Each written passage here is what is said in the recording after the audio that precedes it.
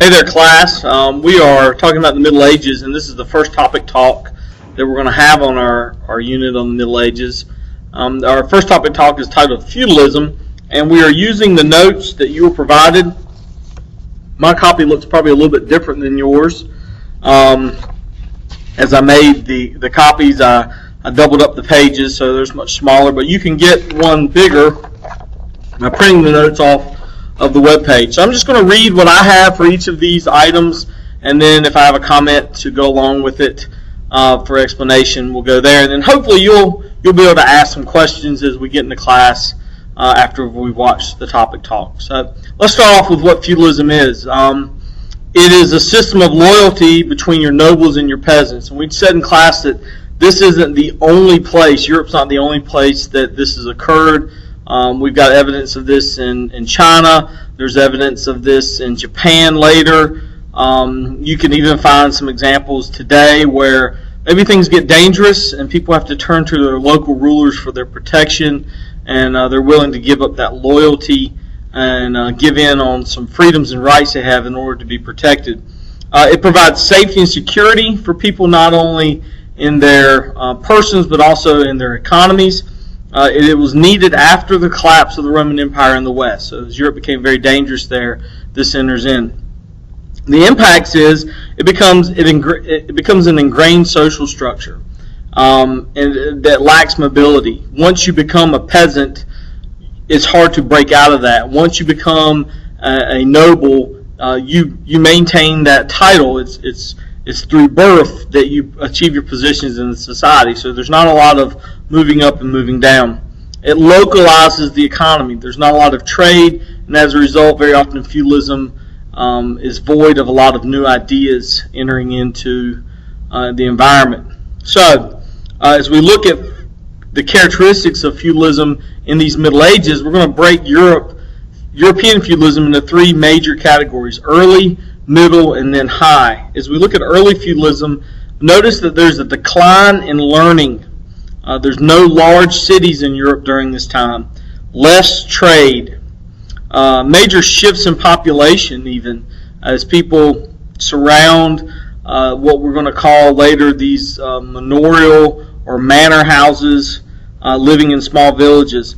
Survival and submission is important.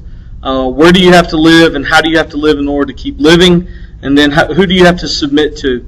Also notice there's going to be a growth of Christianity. Christianity is going to provide perhaps the one hope that some of these people have in a better life later. During the Middle Ages, kind of in the middle here, you're going to see that selected kingdoms will grow in power. The church will also grow in power, so we'll be seeing that. Both political and secular power brokers are intertwined. That means the people with the political power and people outside the church and even the religious leaders are sometimes the same people. Conflict is going to increase. Land will become equal to power. Social structure challenges will increase that conflict. And also note that during this Middle Ages there will be a warmer climate. And that's going to breed opportunity for better farming to improve, which will lead us, of course, to the High Middle Ages. Here towns will grow. Trade is going to increase. New ideas and transitions are shaping up, and there will be a growth of a middle class. And as we talk about that, note that there's really no fit for feudalism of a middle class.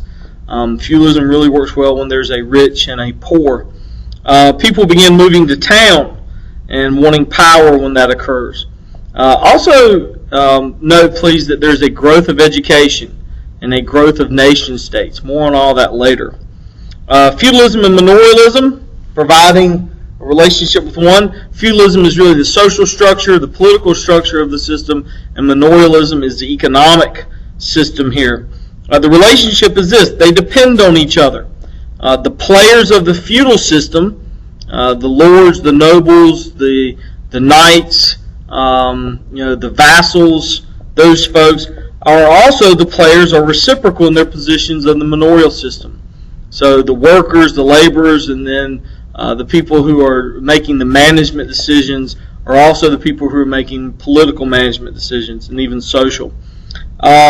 they help each other survive. So feudalism helps manorialism continue. Manorialism definitely lends to feudalism. So the impact on Europe is going to be that conflict is going to be created because more land means more power. There's going to be war, little wars, not major, huge empire-type battles, but wars are pretty rampant, and the ability to fight means you can achieve. Social and gender roles will be strictly defined. We're going to stop right there and pick up later why feudal lords are going to want more land. So thanks a lot.